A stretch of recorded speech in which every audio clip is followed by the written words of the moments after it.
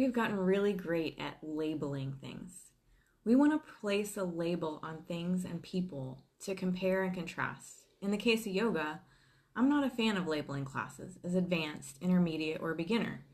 When we think to label yoga, we are generally labeling the asana or the movement practice.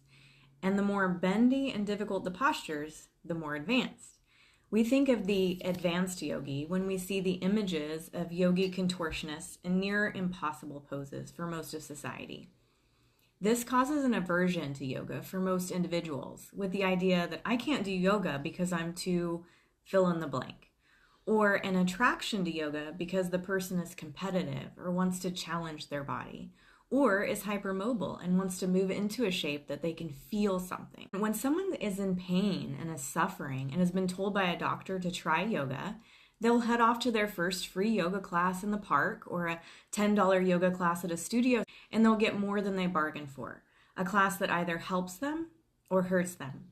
And this make or break moment could be the first and the last time a person in pain will ever attempt yoga. People may be led to a yoga class by the white coat because they trust them, and to attend a class that is cost appealing to them. But what the doctors and the person practicing yoga don't know is that there's a wide array of teachers, styles, lineages, and training that are available when we use the term yoga. In most cases, a class you attend in the United States is heavily movement-based and not necessarily healthy for the general public that's in pain or has a chronic illness. Yoga is much more than these movements that we see and are familiar with. Yoga encompasses a practice of philosophy, of movement and breathing and quiet reflection or meditation. Yoga is a lifestyle. It's a state of being.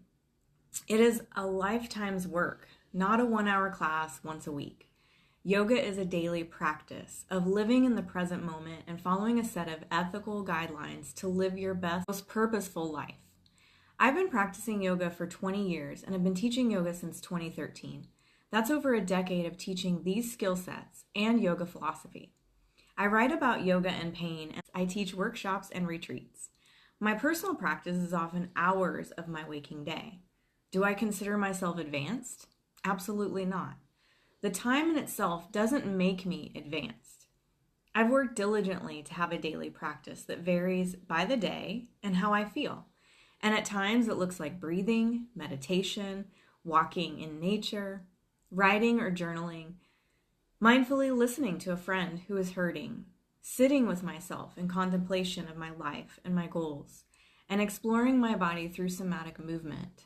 On the rare occasion, it might look like yoga that we see in classrooms around the United States.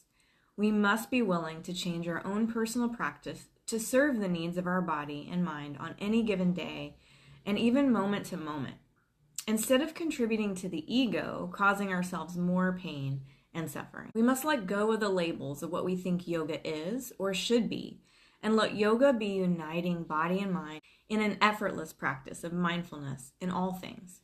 Not just the moments that we spend on our mat. The learning and growing and changing that we are doing as we move through life with awareness is yoga.